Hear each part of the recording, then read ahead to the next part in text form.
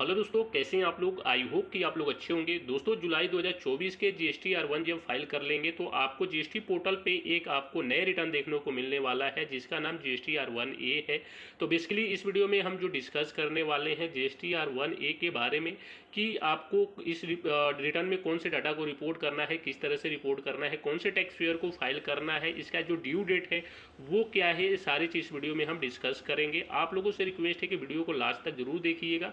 Video के बिना देखे आप अपने जीएसटी R1A को बिल्कुल फाइल मत करिएगा, क्योंकि आपको सेम पीरियड का जीएसटी R1A फाइल करने के लिए केवल एक बार ही चांस मिलेगा। तो आप लोग से रिक्वेस्ट है पूरा वीडियो देखिए, उसके बाद ही जीएसटी R1A को फाइल करिए। सबसे पहले हम बात करें, यहाँ पे देखिए हमारी जीएसटी R1 फाइल हो चुका है। उसके बाद यहाँ पे देखेंगे जीएसटी R3B का जो ड्यू डेट है 20 अगस्त 2024 है। अब बात करते हैं जीएसटी R1A को। तो उसके लिए सबसे पहले हम समझेंगे कि जीएसटी R1A जो है ये है क्या। तो इसके रिगार्डिंग एक देखेंगे एडवाइजरी आई थी 26 जुलाई 2024 को, जिसमें कि ये सारी चीज़ बताया गया था कि जीएसटी R1A है क्या, किसको फाइल करना है, किसको नहीं फाइल करना है ना, इसकी ड्यू डेट क्या है, इसका आपके 3B पे क्या इफेक्ट पड़ेगा, आपके बायर के 2B पे क्या इफेक्ट पड़ेगा, ये सारी चीज़ एडवाइजरी में बताई गई है ना। इसके रिगार्डिंग मैंने एक वीडियो भी बनाया है। अगर आप उस वीडियो को देखना चाहते हैं तो उसका लिंक मैं आई बटन पर दे देता हूँ। वहाँ से आप जाके आपकी जो भी छोटा बड़ा जीएसटी R1A का कन्फ्यूजन होगा वो सारे चीज़ उस वीडियो को देखने के बाद आपको कन्फ्यूजन जो होगा वो क्लियर हो जाएगा। आगे मैं यहाँ पे आपको संक्षिप्त में बता दूं कि जीएसटी R1A क्या है। तो यहाँ पे जीएसटी R1A जो है, जीएसटी R1A एक आपको ऑप्शनल फॉर्म रिटर्न है, जो कि आप अगर जीएसटी R1 में कोई गलती कर देते हैं, उस गलती को सेम पीरियड में सुधारने के लिए आपको जीएसटी R1A को फाइल करना होगा। इसका इफेक्ट आपके सीधा आपके जीएसटी R3B पे पड़ेगा। इफेक्ट क्या पड़ेगा कि अगर मान लीजिए कोई गलती करते हैं तो अगर सेम पीरियड में ही अपने जीएसटी R1A को फाइल करके अमेंडमेंट करते हैं तो जो आपके जीएसटी R3B है वो बिल्कुल सही फाइल होगा। इसका इफेक्ट जो है बायर के 2B में नेक्स्ट पीरियड में पड़ेगा।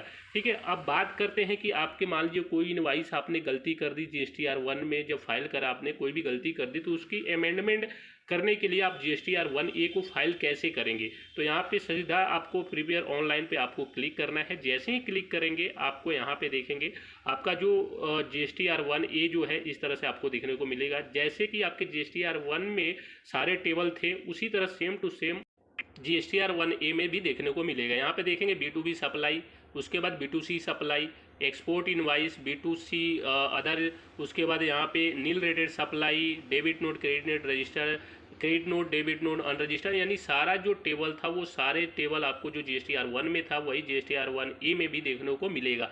मेन इंपॉर्टेंट जो चीज़ है कि पहले जो जीएसटी R1 में HSN बाई समरी में कोई भी गलती कर देते थे तो उसको अमेंड करने के लिए कोई ऑप्शन नहीं मिलता था, लेकिन अब आप अगर जीएसटी R1A में कोई HSN बाई समरी में कोई गलती कर देते हैं तो जीएसटी R1A फाइल करके अपने HSN बाई समरी को सुधार सकते हैं। पहले तो कोई आपको मौका नहीं मिलता था सुधारने के लिए, लेकिन यहाँ पे आप इसको सुधार सकते हैं।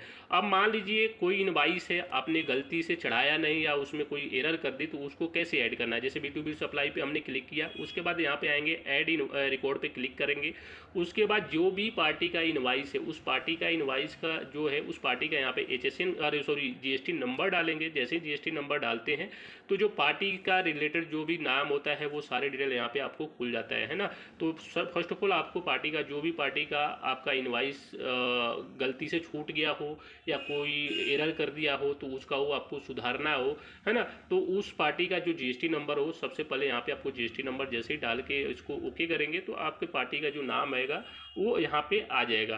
तो यहाँ पे देखिए मैंने पहले जीएसटी नंबर डाल दिया है, कुछ एरर आ रहा है जीएसटी नंबर में, उसको एरर को हम यहाँ पे सुधारेंगे और जैसे ही इंटर करेंगे देखिए पार्टी का हमारा नाम जो है वो आगे है। उसके बाद जो इनवाइस आपका छूटा है वो इनवाइस नंबर यहाँ पर डालेंगे, इनवाइस की डेट डालेंगे, टोटल इनवाइस की वैल्यू डालेंगे और नीचे जो भी आपकी जीएसटी रेट के हिसाब से जितने भी टैक्सेबल अमाउंट होगा वो टैक्सेबल अमाउंट डालेंगे तो ऑटोमेटिक आपकी जो टैक्स है वो कैलकुलेट कर लेगा, है ना।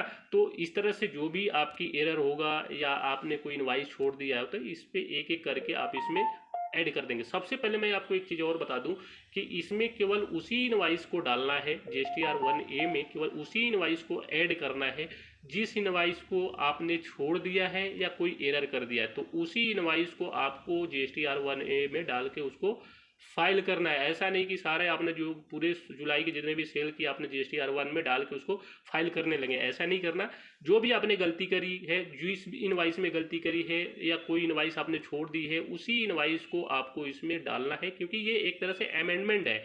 कोई भी एरर कर दिया उसको अमेंड करना है, तो उसके लिए आपको GSTR 1A फाइल करना है। उसी तरह HSN वाइज समरी में भी है, सेम टू सेम वही HSN वाइज समरी में जाना है। कोई अगर HSN वाइज समरी का कोई डिटेल आपने छोड़ दिया है तो HSN समरी डालना है, जैसे आपने GSTR 1 में करते हैं उसी तरह से इसमें डालना है। अगर मान लीजिए कोई ऐसे जैसे समरी है, आपका वैल्यू कुछ और, एक्चुअल वैल्यू कुछ और था, आपने रिटर्न में कुछ और डाल दिया, तो जो भी छूट जाएगा, जितना भी अमाउंट का डिफरेंस हो, उस अमाउंट को उच्च सेशन के हिसाब से यहाँ पे आपको डाल के इसमें ऐड करना है ना।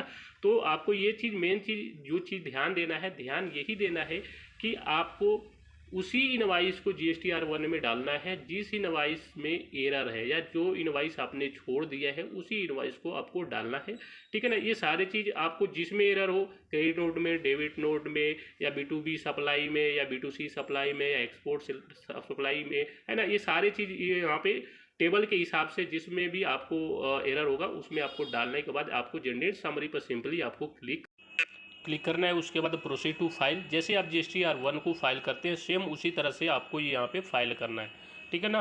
तो इस तरह से आप अगर GSTR 1A को फाइल करना चाहते हैं तो वो कर सकते हैं। आपको संक्षिप्त में बता दूं कि GSTR 1A उन्हीं टैक्स पेयर को फाइल करना है जो GSTR 1 में कोई गलती कर देते हैं और उसको अमेंडमेंट करना चाहते हैं सेम पीरियड में, तो वो GSTR 1A को फाइल करके उसको सुधार सकते हैं।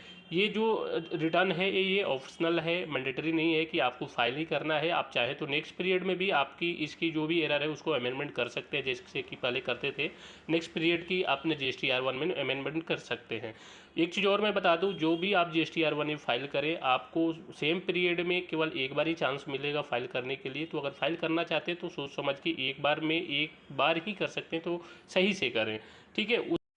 उसके बाद इसकी ड्यू डेट की बात करें तो इसका जो ड्यू डेट होता है वो आपको GSTR 1 की ड्यू डेट के बाद और GSTR 3B की ड्यू डेट से पहले, यानी 11 तारीख के बाद और 20 तारीख से पहले, इन बीच में ही आपको GSTR 1A को फाइल करना होगा। जैसे ही 20 तारीख आपके क्रॉस हो जाएंगे, अपने GSTR 3B फाइल कर लेंगे, तो आपको GSTR 1A जो है वो फाइल सेम पीरियड का नहीं कर सकते हैं। फिर आपको नेक्स्ट पीरियड का आपको GSTR 1A फाइल करने को मिलेगा। और GSTR 1A में केवल उसी बिल का अमेंडमेंट करेंगे जिस पीरियड का आपका GSTR 1 गलत है ना। तो सेम पीरियड का GSTR 1 का GSTR 1A को फाइल करना है। ऐसा नहीं कि आपके जुलाई का GSTR 1 है और GSTR 1 है और आप GSTR 1A आपके अगस्त में फाइल कर रहे हैं, तो ऐसा नहीं करना है।